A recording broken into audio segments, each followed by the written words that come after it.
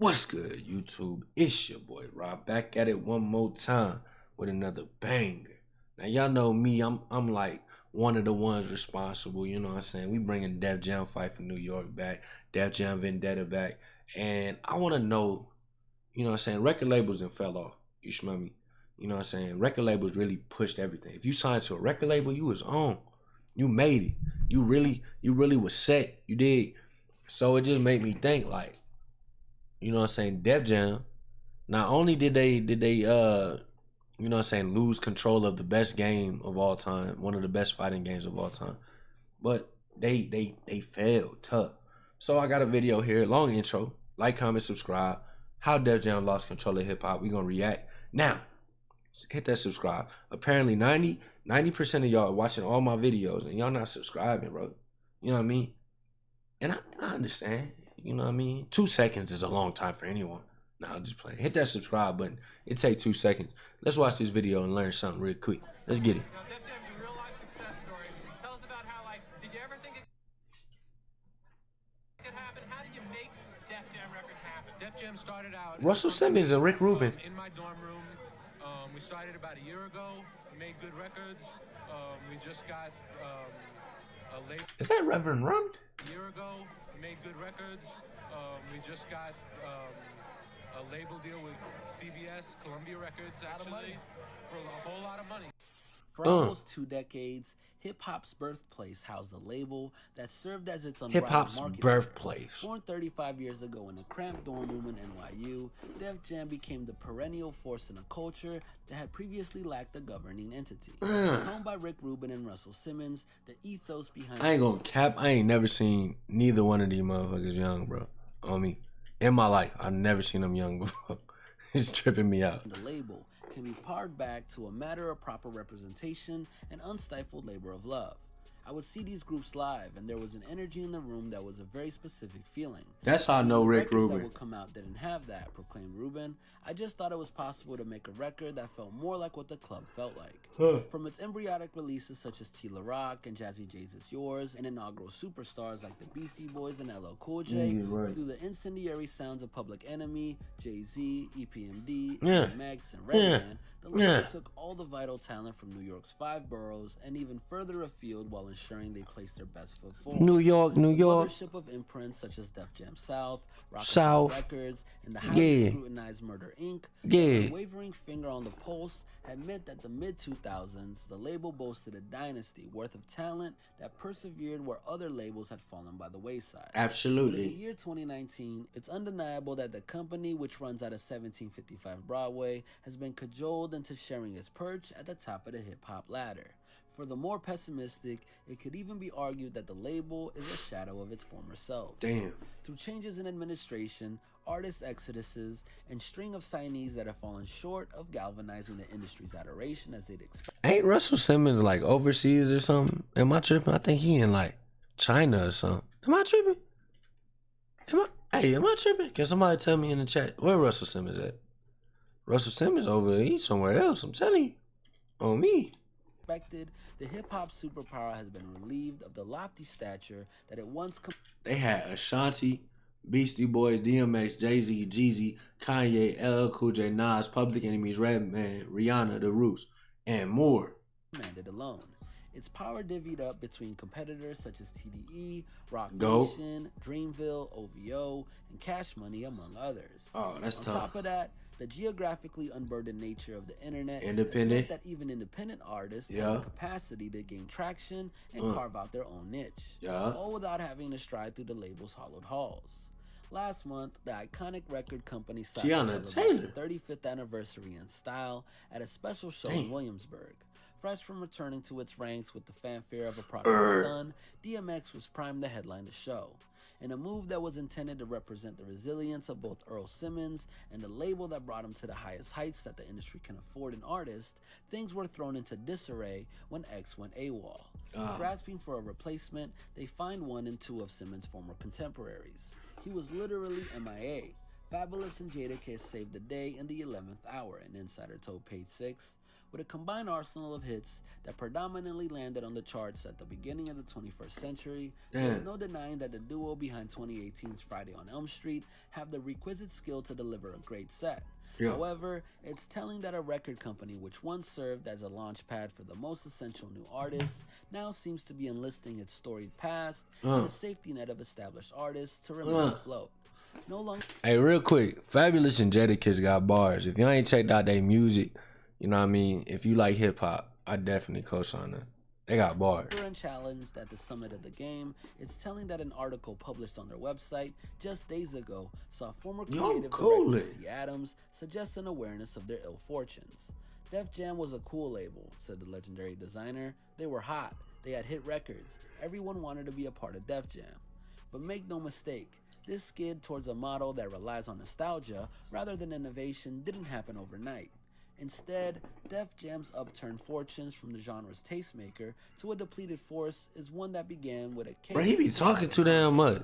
At its upper reaches, Def Jam is a label that has always been fraught with personal tension that has threatened to derail them. I need some more videos. Then in 1988, Rick Rubin departed from the company for pastures. What the hell is up with the picture? Russell Simmons, who'd adventured Bro, you modeling a lingerie line? What the hell? From the company for pastures new. His abdication came as a result of the fact that the producer and infamous executive Leor Cohen. Who the fuck is this? You ain't own no boombox in your life. Along. The beginning of a long line of fallouts and acrimonious regime shifts that were to come, Cohen, now global head of music for YouTube, recalled narrowly avoiding running the label into the ground. I shouldn't have said that. He ain't gonna post none of my music no more. This is awkward. With a litany of poor decisions. I started signing one bad act after another, he told a crowd at South by Southwest. I lost so much money. Think about it. Beasties leave, Rick Rubin, the architect of Def Jam, leaves, and Russell goes to California.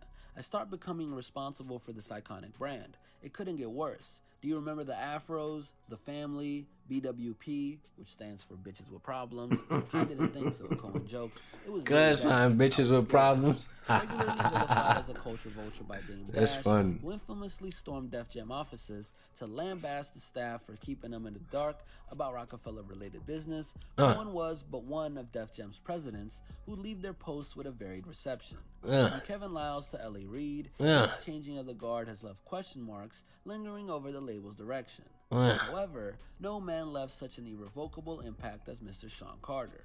Instituting as a L.A. Reid administered bargaining chip to keep him with the label, Jay-Z's spell as president was a mixed bag, inking deals with Nas, Rihanna, and Neo, but permitting no short of misfires along the way.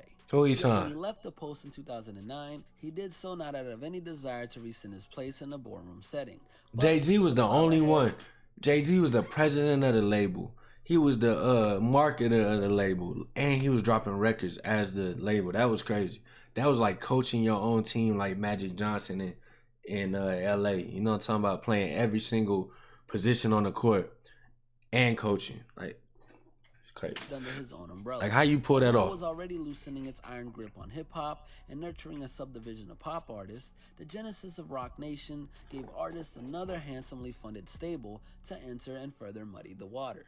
Now, Rihanna has jumped ship to the modern What's up, wife? incarnation of The Rock, whereas artists that would have formerly been shoo-ins for Def Jam contracts, such as J. Cole, Lil Uzi Vert, Rhapsody, that's your favorite rapper. Recently, Benny the Rhapsody, Butcher and Westside Gunn bars, trade under Jay's banner. Bars. As if those harrowing what could have beens aren't enough for the label to abide by, bear in mind that this is a company that once had Kendrick Lamar on the payroll before letting him retreat to the comfort of TDE to create one of the most garlanded discographies in modern hip-hop.